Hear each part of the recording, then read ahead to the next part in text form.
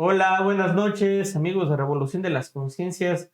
¿Cómo están? Nos da mucho gusto estar con ustedes en una transmisión más. El día de hoy tenemos un programa muy especial, pero antes de dar paso a este programa, pues queremos compartirles una triste noticia que ya está corriendo por todos los medios.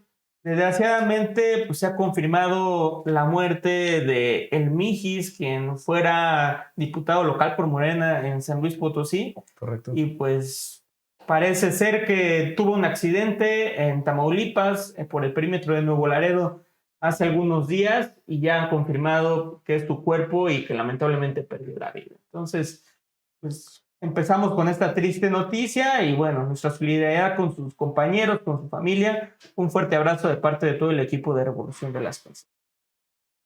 Y es totalmente fuerza a sus familiares, ¿verdad? Un abrazo para todos. Y ahora sí vamos a iniciar con nuestro programa del día de hoy, que va a estar bastante bueno. Antes de decirles de qué vamos a estar hablando, les quiero presentar al panel de lujo que tenemos. Hoy viene la vieja guardia, hoy venimos los viejitos, los que nos conocemos ya desde hace bastante tiempo. Hoy vengo rodeado de puro acatleco. Entonces quiero empezar con nuestro invitado especial el día de hoy, Diego Barrientos, que es Muchas sociólogo gracias. de la FES Acatlán, compañero de Azcapotzalco. ¿Cómo estás, Dieguito? Bien, muchas gracias. Gracias por la invitación. Perfecto, amigo. Muchas gracias. Y bueno, nuestro habitual amigo aquí, politólogo de la FES Acatlán, Igual. Chucho Cortés.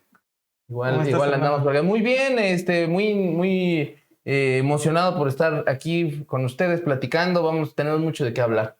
Perfecto. Muchas gracias, Chucho. Y bueno, un servidor, Julián Castruita, de la UAM Iztapalapa, también de aquí de Benito Juárez, y también pues aquí con toda la energía trayéndoles a ustedes este programa especial donde vamos a andar hablando de temas muy interesantes.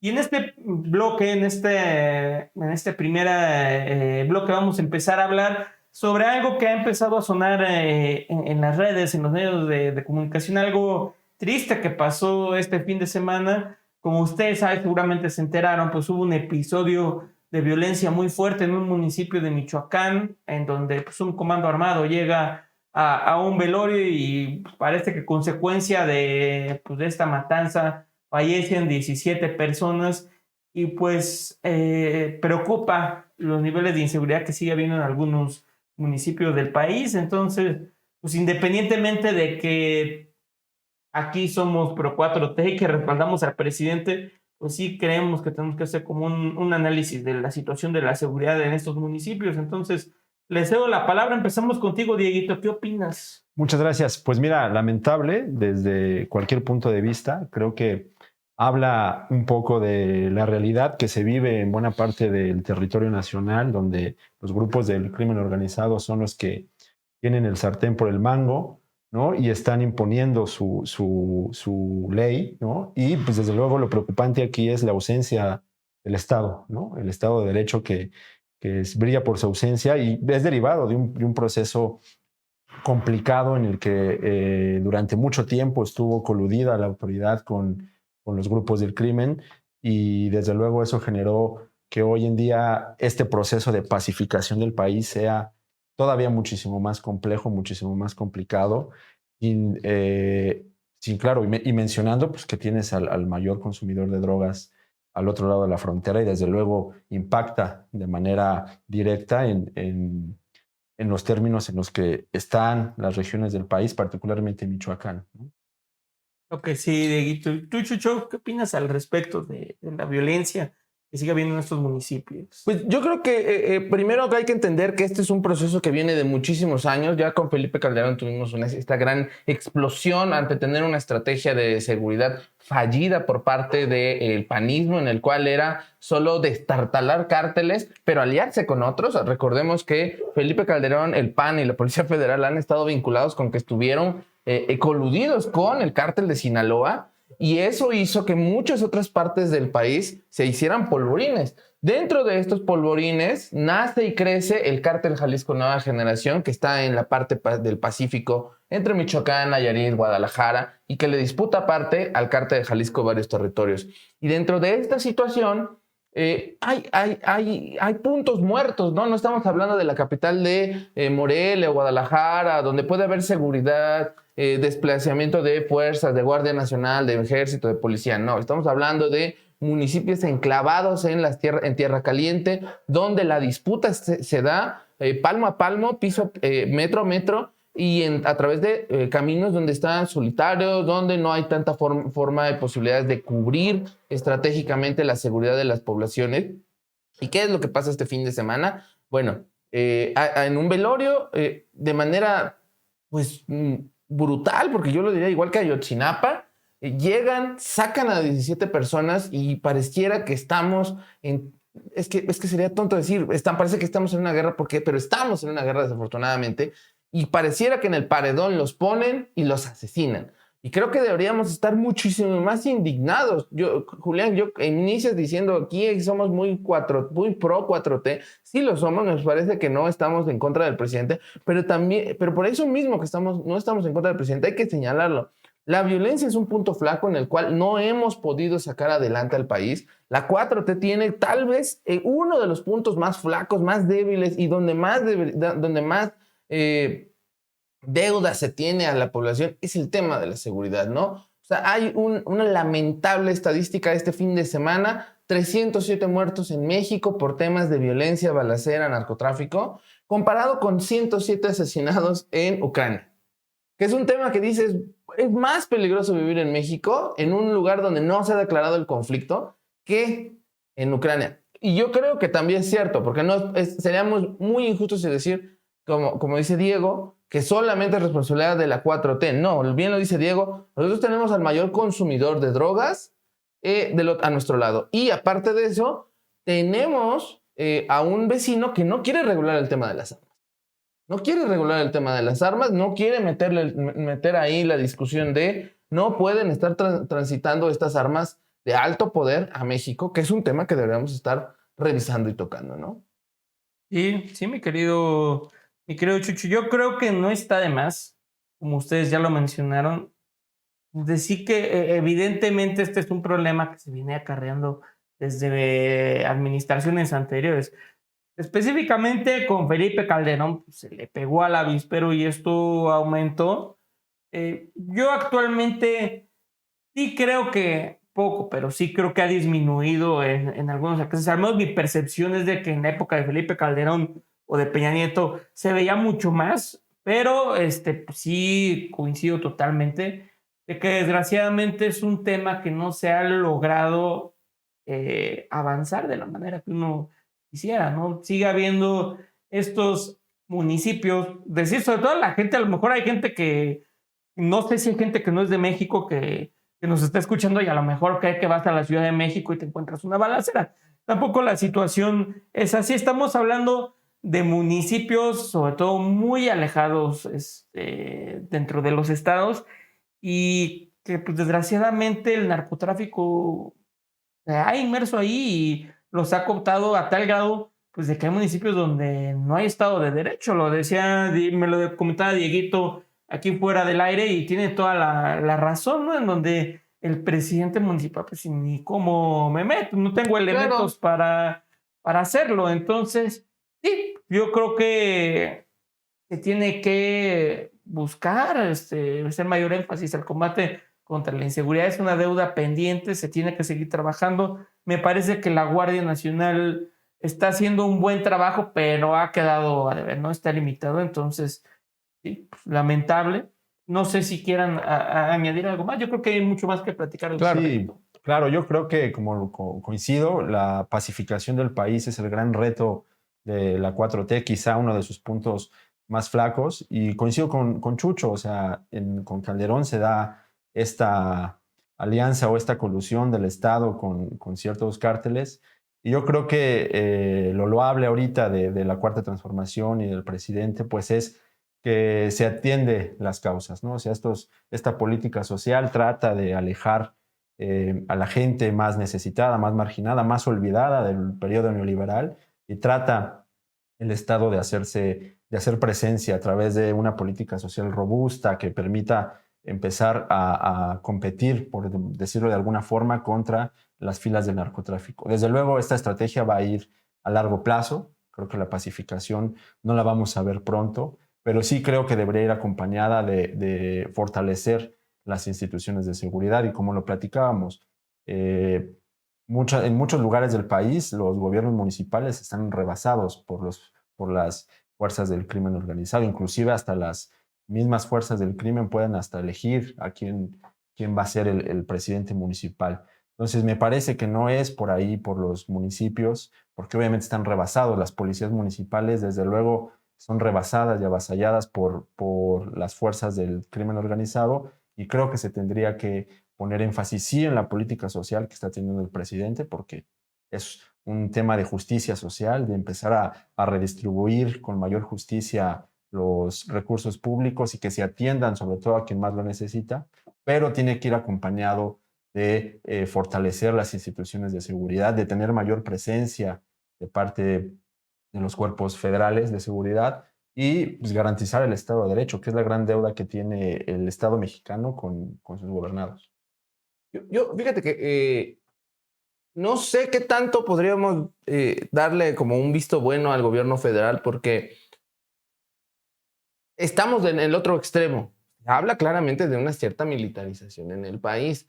La Guardia Nacional está fuera. El ejército no se ha ido a meter a los cuarteles. Eso fue un acuerdo, o sea, eso fue una promesa de campaña de Andrés Manuel, que iban a regresar el ejército a los cuarteles, y no ha pasado. La 4T, la Guardia Nacional sigue estando en las calles. Me parece que esta idea de que tenemos que refortalecer la estrategia de seguridad, creo que estoy de acuerdo, pero sí hay que considerarla es cómo, porque ya sacamos a la Guardia Nacional, tenemos ejército. La Guardia Nacional en unos meses posiblemente va a pasar a ser del mando militar también. Entonces, creo que tenemos que ver que la estrategia de abrazos, no balazos, entiendo el mensaje de paz y de reconstrucción del tejido social que se dice en eso. O sea, se está tratando de hacer una reconstrucción del tejido social que el neoliberalismo desgarró por muchos años. Es correcto, la violencia no se limpia con más violencia, pero efectivamente tenemos que buscar una estrategia de seguridad que blinde. Por eso me parece que estrategias como de la unidad financiera, que era el rastreo y bloqueo de cuentas de narcotraficantes, el bloqueo por parte de la frontera norte, tanto mexicana como de Estados Unidos, del acceso de armas y la salida de estupefacientes, así como una legalización del mercado interno para algunas drogas. No estoy diciendo que todas, eso sería una discusión que tendríamos que tomar en otro tema, tocar en otro programa, pero sí buscar la legalización en México de diversas sustancias, ¿no? Me parece que esas estrategias podrían ser, pero no dejar de lado efectivamente el blindar los espacios de territorio y población que tenemos en México, que la gente es lo que quiere al final. Después de la pandemia, ¿qué se estaba diciendo mucho? Bueno, después de la pandemia, ¿qué me preocupa? La seguridad. La seguridad, ¿no? Entonces, ahorita la pandemia está bajando un poco y parece que el tema de seguridad otra vez vuelve a retomar ahí esta situación álgida, ¿no? Y mira, es que es un tema muy complejo, pero mira, desde mi punto de vista, porque muchas veces se ha tratado de señalar esta estrategia de la creación de la Guardia Nacional, se ha tratado de comparar con la estrategia de militarización del país que hizo Felipe Calderón. Yo aquí veo una total diferencia por la cual yo sí estuve de acuerdo y estoy de acuerdo con la existencia de la Guardia Nacional. Felipe Calderón mandó un mensaje muy claro al ejército de ir a combatir y desmantelar a los cárteles, ¿no? Y yo siento que la estrategia de la Guardia Nacional tiene más un sentido de protección, los ves vigilar, pero no los ves combatiendo, enfrentándose directamente al narcotráfico. Y creo que esto tiene una razón de ser, porque me parece a mí que buscar combatir directamente pues en una guerra armada como lo hizo Calderón, pues es una cuestión interminable, ¿no? Lo hemos mencionado muchas veces, matas a un capo y automáticamente pues sube el que está abajo, ¿no? Entonces, claro, creo que tiene que ir de la mano un poquito de esto con lo que tú dices, la reconstrucción del tejido social. Para mí es la cuestión más importante. Yo no sé qué tan de acuerdo estaría yo en la legalización de algunas drogas, específicamente de la marihuana. Yo creo que es un tema que se puede tratar, que es un tema que se tiene que generar un análisis. A mí, o sea, me preocupa que, imagínense, yo viviendo en Benito Juárez, que se supone que aquí somos fifís, que se supone que aquí somos la clase media por excelencia, o le han vendido esa idea a la gente, porque pues, la neta no tanto. Pues yo he pasado aquí por el eje 5 y Cumbres de Maltrata, hay una unidad Ramos Millán, no sé si lo ubicas, claro, claro. Chucho. Es una unidad que tú pasas 3 de la tarde, chavos fumando mota, metiéndose activo, nadie les dice nada. 3 de la tarde, en un eje vial, a 3 cuadras de cruzar a la Narvarte, que se supone que es una colonia de clase media por excelencia. Entonces, pues yo digo, órale, va, pues la legalizas, pero pues si de por sí a estos chavos les es muy fácil el conseguir la droga, pues les va a ser más fácil. Ahora, la realidad es de que la van a consumir, sea legalizada o no, pero creo que sí tiene que caer el Estado también en un sentido de prevención para que futuras generaciones, yo no condeno a quien fume marihuana, pero pues, por lo menos que sepan pues, que todo en exceso es malo, que todo en exceso es malo. Eso es lo que yo creo que sí tiene que haber mucha concientización, porque sí creo que hoy hay una juventud en nuestro país que está muy falta de información y se les hace fácil todo. Entonces, a mí me preocupa, porque sí tiene que haber un sentido de prevención y sobre todo ver por la juventud, que son quienes tienen más fácil al alcance estas drogas, ¿no? No sé si quieren añadir algo. Sí, claro, coincido y creo que el tema es otro debate muy profundo, el tema de la legalización, que creo que tiene que ser abordada desde una perspectiva de salud pública, ¿no? Libre de prejuicios, libre de estereotipo, con información clara acerca de los beneficios o de legalizar las drogas, que podría ser un golpe directo a las finanzas del crimen organizado, que es donde yo veo puede haber mayor eficacia si tú comienzas a golpear financieramente a los cárteles. Y mencionar, sí, es cierto que con Calderón se mandó abiertamente a las Fuerzas Armadas, y mencionar que sí había una colusión, tanto que sus principales jefes hoy están procesados y enjuiciados en Estados Unidos, porque había una colisión del crimen organizado con el Estado, que creo que es otra de las cosas que... Totalmente. Claro, era un narcoestado. Y creo que ahora volver a separar el Estado del crimen organizado es una cuestión difícil, una tarea titánica, porque existen todavía en los municipios del país, pues, esta situación de que el crimen organizado sigue siendo el que tiene el control, y que llevar a cabo esa separación de nuevo entre el Estado y el crimen organizado va a ser una tarea compleja, va a ser una tarea difícil, que no se va a lograr en el corto ni en el mediano plazo, pero que sí tiene que ir acompañada, y ese yo creo que es el principal acierto de la Cuarta Transformación, de robustecer la política social. O sea, históricamente, por el neoliberalismo, los marginados fueron siempre los jóvenes, los campesinos, ¿no? La gente que estaba en estas situaciones de la disputa por el crimen, que fueron olvidadas. No olvidemos pues, que los campesinos, en la gran mayoría, se ven obligados a cultivar amapola, ¿no? Y en fin. Entonces yo creo que sí, yo cerraría así esta participación con esto. Creo que el Estado tiene que fortalecer su presencia en ciertas zonas del país, y que la estrategia de fortalecer la política social es la adecuada.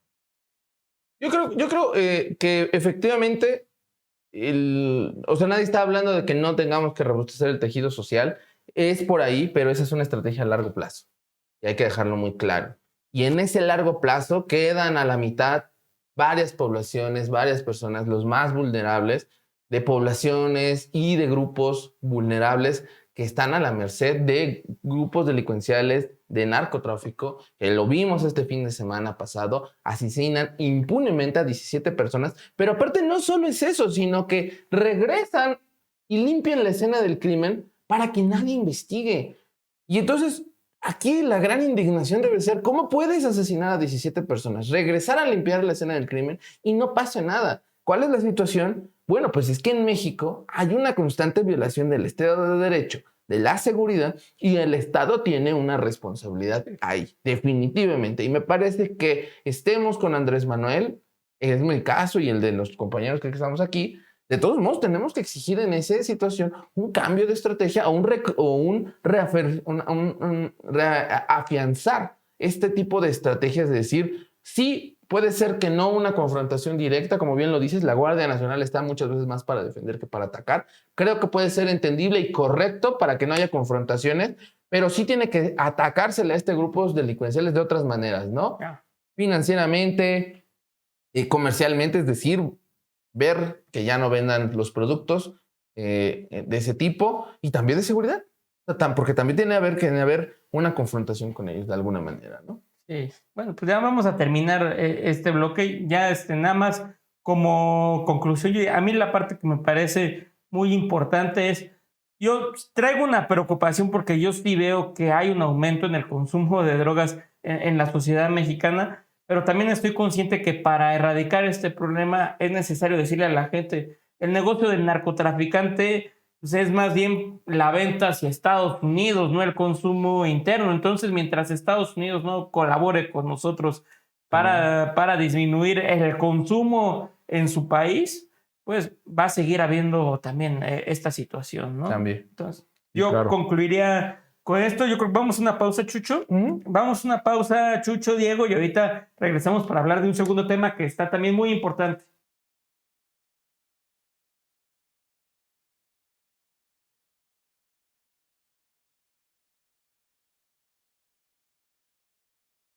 Amigos, estamos de regreso aquí en Revolución de las Conciencias.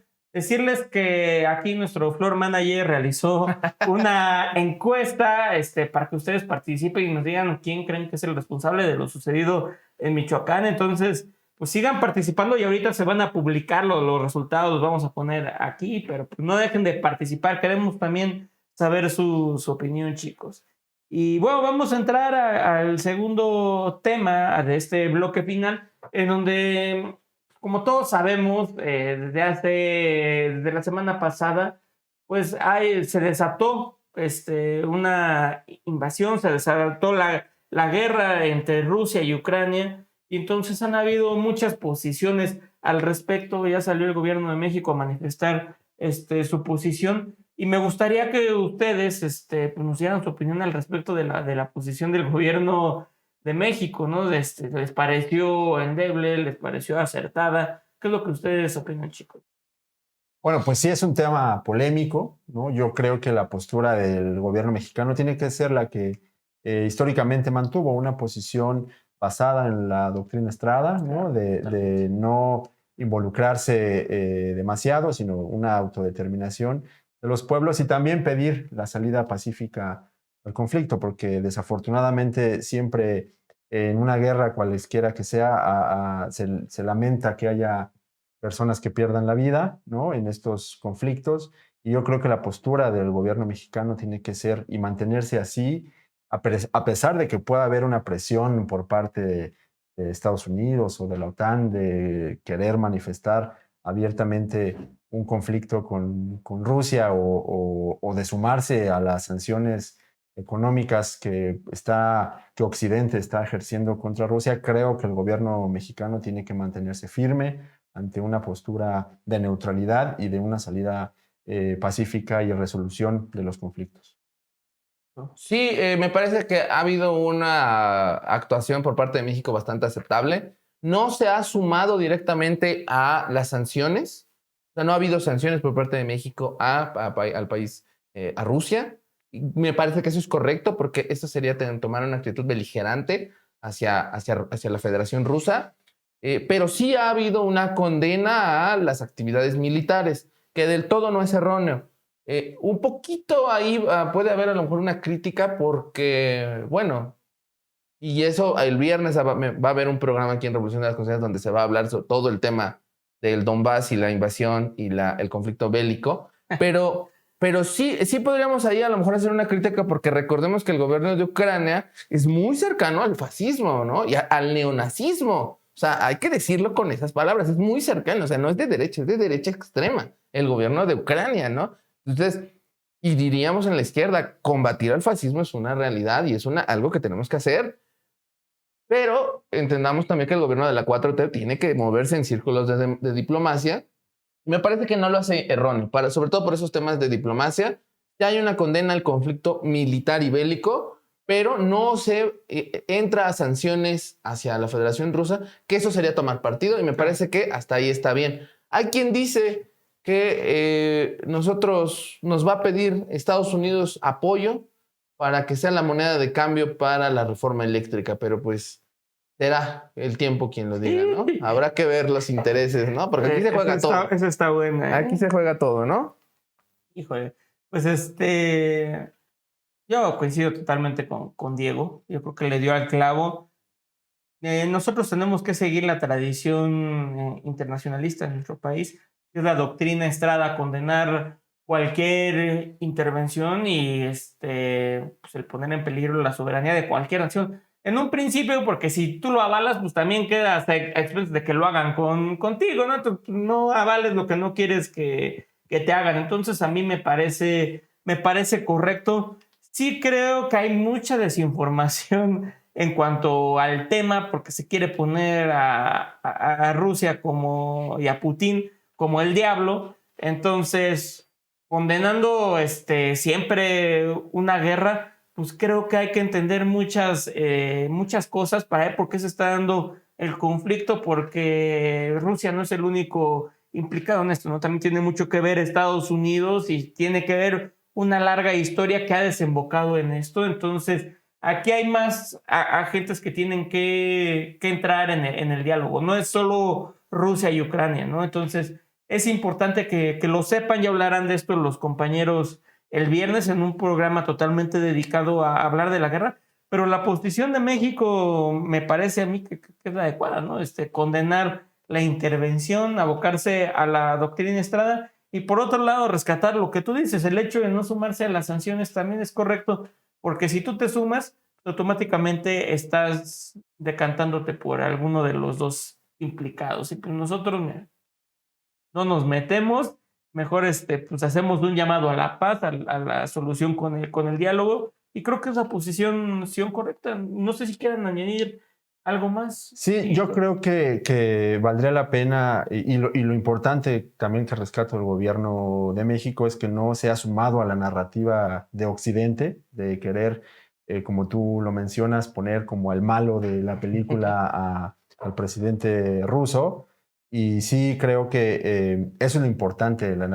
Cuando hagamos el análisis del conflicto, no es únicamente quedarnos con la narrativa que nos pretende poner Occidente, ¿no? Esta narrativa cotidiana, que inclusive aquí en los medios de comunicación es la narrativa la que se pone, la narrativa de la OTAN, la narrativa de Occidente, ¿no? Y sin analizar a manera más profunda y objetiva este conflicto, como decía Chucho, o sea, tienes un gobierno neonazi, abiertamente neonazi, ¿no? Un gobierno fascista en Ucrania, claro, que desde luego, si su intención de sumarse a la OTAN, pues pone en peligro la soberanía rusa. Pues tienes un país de la OTAN haciendo frontera con Rusia, pues desde luego su reacción iba a ser así, ¿no? Y también el silencio que ha habido por parte de algunos medios cuando se han tomado en territorio ucraniano agresiones contra ciudadanos rusos, ¿no? Contra esta parte de Ucrania. Entonces yo creo que el análisis tiene que ser más abierto, más objetivo y sobre todo, y lo insisto, no llevarnos por la narrativa que pretende poner Occidente en medio del conflicto.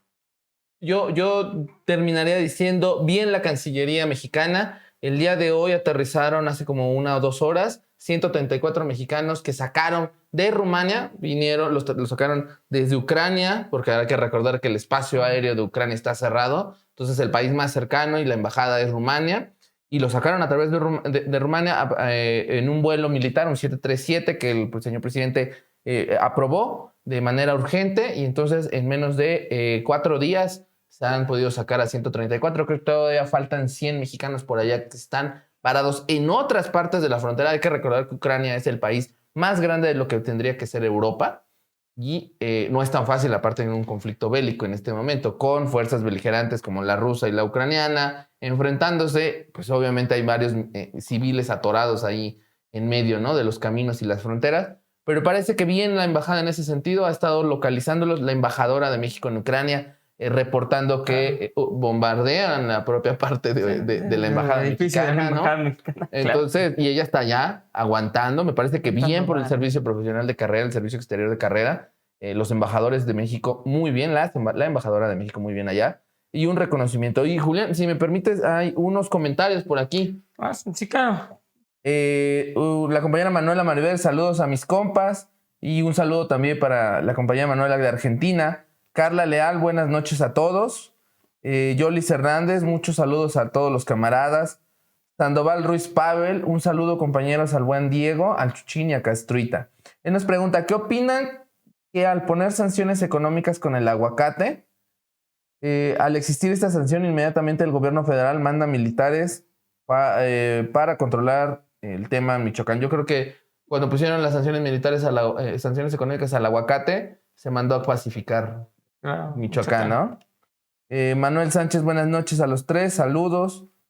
Manuel Guzmán, qué buenos ponentes, saludos a los camaradas. Y Leti Domínguez, buenas noches, saludos a Jesús Cortés. Bueno, hola. Quisiera hacer un comentario que va a ser controversial porque sé que muchos compañeros de izquierda, mucho chairo, como nos dicen, no va a estar de acuerdo con nosotros. Pero es mi posición personal y creo que se vale aquí el debate. Yo destaco mucho de Andrés Manuel, que en una de las mañaneras que le preguntaban sobre la reforma eléctrica, él dice, el litio no va a ser ni de los gringos, ni va a ser de los rusos, va a ser de los mexicanos. Y a mí me parece una posición esa fundamental y creo que también lo está ejemplificando en su posición en la guerra de mantenerse al margen. Y lo voy a decir por qué. Porque yo veo países como Venezuela que tiene gobiernos de izquierda, pero Venezuela depende totalmente de Rusia y de China. O sea, Venezuela por el bloqueo económico que tiene, si no fuera por Rusia y por China, pues estaría todavía por las condiciones de vida que tienen ahorita. Entonces, a mí me parece importante la posición del gobierno mexicano de decir, nosotros no vamos a ser el patio trasero de Estados Unidos, pero tampoco de los rusos. No vamos a ser nosotros pues el patio de nadie. Vamos a seguir siendo un país soberano. Y eso yo lo destaco bastante. Mantenerse al margen de esta guerra económica entre estas dos potencias. Y más bien hay que buscar generar pues un tercer bloque económico, un tercer sector, pero en América Latina.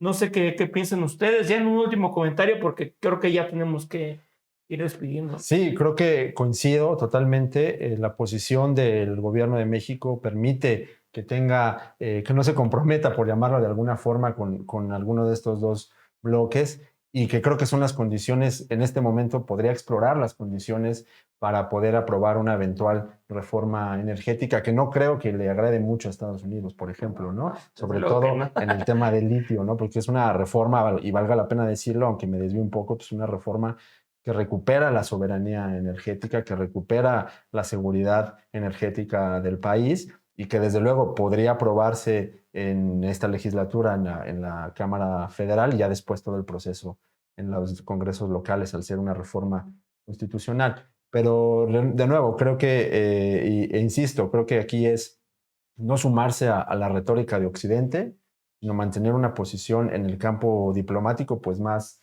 neutral, y pues heredando la doctrina Estrada, que le ha funcionado históricamente al país por sus propias condiciones. Tampoco nuestra cercanía con los Estados Unidos pues también nos tiene un poco comprometidos en ese sentido, ¿no? Por eso yo creo que la política de exterior del presidente es firme, que es mantenerse, a pesar de que pueda haber una presión para que se declare a favor de este bloque occidental, pero creo que tiene que ser firme, mantenerse firme y buscar siempre la salida pacífica a los conflictos. Totalmente. El gobierno de Andrés Manuel ha buscado siempre el respeto a la autodeterminación de los pueblos y un discurso de paz. Y creo que eso es cierto. Yo, igual como postura personal, pero creo que estamos de acuerdo. La paz no, la guerra no es el camino ni un objetivo, ni nunca es deseable para ningún país que entre en esa situación. Y por lo tanto siempre se debe premiar, buscar y alentar el diálogo. Me parece que esa es la posición de México y es correcta. Finalmente a los gringos no les gustaría que hubiera bases militares rusas en Tijuana apuntándoles, ¿no? Bueno, amigos, pues con esto terminamos el programa del día de hoy. No sé si quieran añadir algo. No, un saludo. Muchas gracias. Un saludo para todos. Gracias por estarnos acompañando. No se pierdan el programa del viernes, que van a estar hablando ya más a fondo sobre esta guerra entre Rusia y Ucrania. Y les agradecemos que siempre estén aquí al pendiente, comentándonos, participando. Yo creo que George ya puso por ahí los resultados de la encuesta. Y pues muchas gracias. Les mandamos un abrazo.